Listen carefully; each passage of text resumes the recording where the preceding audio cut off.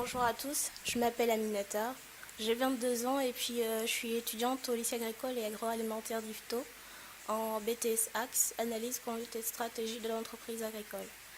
Je suis en France pour mes études suite à un échange entre lycées, un jumelage entre un lycée de Rouen en Normandie et mon lycée agricole et mon lycée. J'ai été très intéressée par tout ce qui était agriculture, etc. Et c'est suite à ça que je suis venue poursuivre mes études ici. En première année, j'ai appris que, heureusement ou malheureusement pour certains, il y avait un stage obligatoire à l'étranger dans un pays non francophone pour une durée minimum de 4 semaines, ce qui était très réconfortant vu que j'aimais bien bouger. Alors j'ai choisi d'aller en Inde parce que c'était le pays qui se rapprochait de plus niveau végétation de mon pays et de ce que je voulais faire ensuite. Nous sommes partis avec un projet, un programme Défi à deux, qui réunit plusieurs lycées agricoles, avec un projet qui est signé avec l'université agricole de J.B. Pant, Nagar, à Uttarakhand, dans le nord de l'Inde. Nous sommes partis à 9 et nous avons vécu des trucs magnifiques, franchement. Et puis, pour certains d'entre vous, beaucoup croiraient que voyager, c'est le fait d'aller d'un pays à l'autre.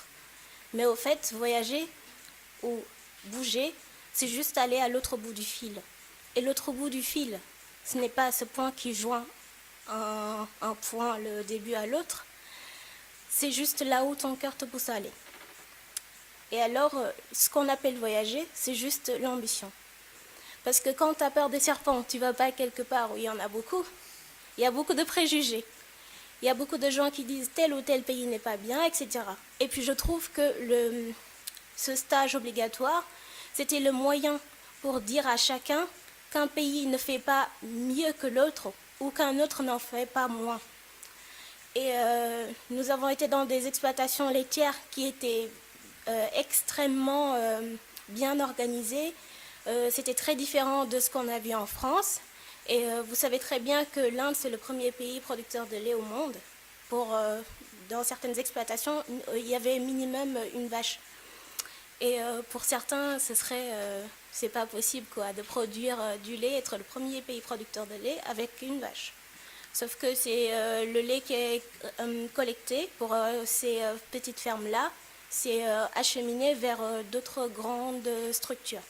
Et c'est ça qui permet à la suite de faire ce qu'il y a à faire. À la suite de ça, on a été dans beaucoup d'industries agroalimentaires, que ce soit internationales comme Rocket ou nationales seulement KLA qui produit du riz, d'autres qui produisent de l'huile de riz, etc.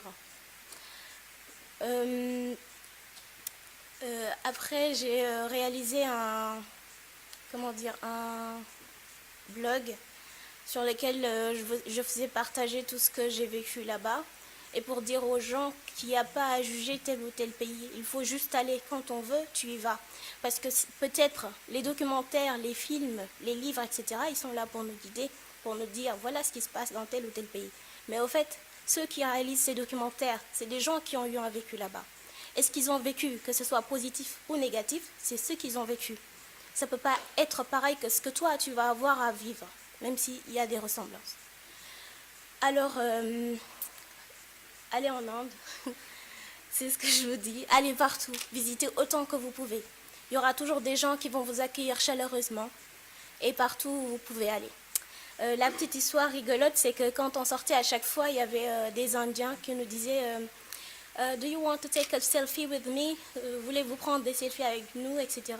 Et on pouvait en prendre une cinquantaine. Et on se sentait important. Quand on est revenu en France, on s'est dit mais on était important en Inde. Peut-être que les gens ils vont nous appeler, on va prendre des selfies et tout.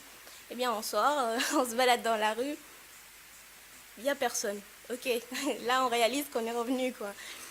Voilà, et chaque pays a ses réalités, a sa culture, sa façon de faire, sa façon de penser, etc. Et quand on accepte sa différence et qu'on accepte la différence des autres, c'est là qu'on trouve une maison sûre pour tout et un vécu parfait. Merci.